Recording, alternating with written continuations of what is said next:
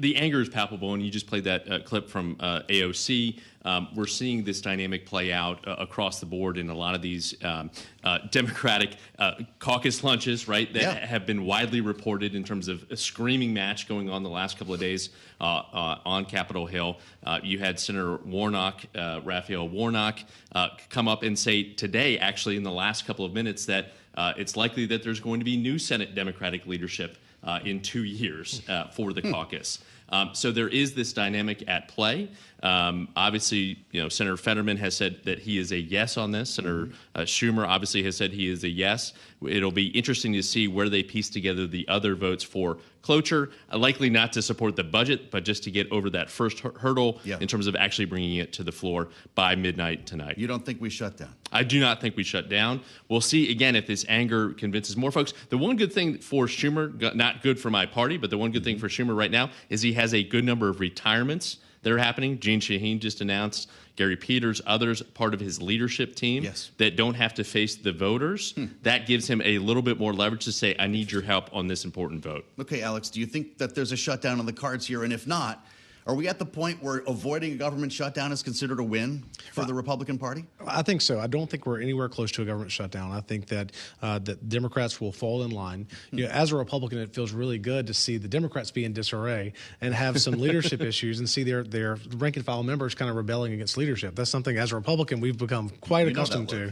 We do. We know it very, very well. And so I think that the Donald Trump's tweet about Leader Schumer, kind of comparing him, he said guts and courage. Schumer's guts and courage. It made me think of Guts and Glory with Patton, and he's always one for theatrics. But I think that is really trying to put even Leader Schumer in an even tougher spot when you have the President of the United States praising Chuck Schumer.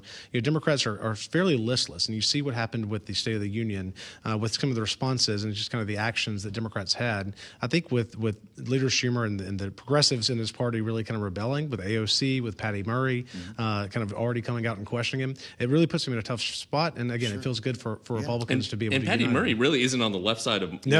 She's fairly centrist, and obviously the leadership of the Budget Committee and things like that. So to see those cracks in the wall is interesting, certainly. Well, the Truth Social post you mentioned, Donald Trump talking about Chuck Schumer, is like, I mean, this is for the ages. Congratulations to Chuck Schumer for doing the right thing. You said it, Alex. Took guts and courage. The big tax cuts, L.A. fire fix, debt ceiling bill, so much more is coming. He goes on to write, again, really good and smart move by Senator Schumer. 24 hours ago, he called him a Palestinian from the Oval Office. Kevin, is this a new beginning or some kind of joke?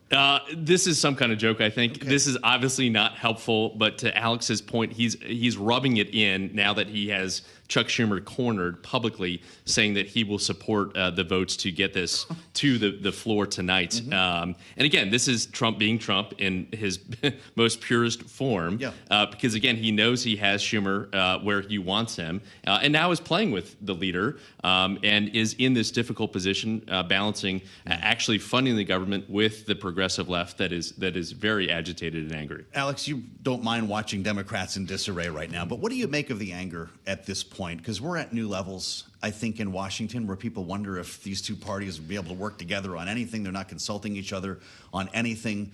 We're getting in screaming matches on television. Interviews frequently result in nothing. It's not a very productive conversation right now. What do you do about it? Well, I think one of the things that I've found really interesting is seeing the relationship between Hakeem Jeffries and Speaker Johnson. And I think we have to get to a place where there's some trust in leadership. And so maybe this is a new day for Senate Democrats and Chuck Schumer being brought back to the table. We saw it in the first administration where Nancy Pelosi and Chuck Schumer in the Oval Office walk out with a win with President Trump. Not happening so much this time. It's on the flip side. But I think maybe building trust in these folks and having some trust in the relationships. Not that you're going to agree on everything. But again, I think the model for the country and for people in D.C. really should be that Hakeem Jeffries-Mike Johnson relationship where they have a mutual trust and respect of no surprises. I think that's been helpful. Can that happen as long as Elon Musk is in Washington, Kevin? I mean, it is, to Alex's point, it is happening on the House. I think that is a really good point that Alex makes. I mean, there was not that relationship with Leader Jeffries and Speaker McCarthy. I think, Speaker Johnson coming in, they have done a good job. Again, in total disagreement on a lot of these issues. Sure. But the idea of don't surprise me and I won't surprise you, and realizing that they've got some radical folks on both caucuses, and let's let cooler heads prevail. I think that, again, and we saw that play out during the State of the Union, whatever you call that speech, where Hakeem Jeffries was not pleased with his caucus, with some of the members with the signage and things like that, wanted decorum and wanted respect in that chamber, and holding back some of the farther left folks in the party. I think, you're going to see that process play out. But again, with that Elon Musk backdrop, that is the question. What do you think about this? Is Elon Musk good for Donald Trump in the end? Because that's all we tend to talk about here. And he's standing next to the Oval Office. He's in the driveway. He's got the kid running up to reporters. I mean, they're literally selling Teslas. It's become a huge turnoff. And I bring this up because you both specialize in communications. And there seems to be this idea that maybe if it weren't as gratuitous, that we'd be having a better conversation here, Alex. So I think there's actually two different points there. So one is I think that with Elon Musk being involved, you have a little bit of the firepower. The anger is kind of blunted from Donald Trump. People aren't really considering Donald Trump as the boogeyman, but instead they're looking at Elon Musk as the boogeyman, and it gives the president a little bit of an out. He can let Elon go, as he told him to. He wanted him to do more, and then he can pull him back on his leash a bit, like he also did after the last cabinet meeting. And so that gives kind of Donald Trump some cover. But also, I think that the left is very energized right now. But I think you look at Republican voters, and I think that you look at independent voters, a lot of the polling that has come out since the president has taken office is that people like a lot of what Elon is doing, what he's being charged with. Now, will that have an effect at some point if their cuts really start affecting people? But I think by and large, people want the government to be smaller, and they just, at least for right now, really like the direction that's heading.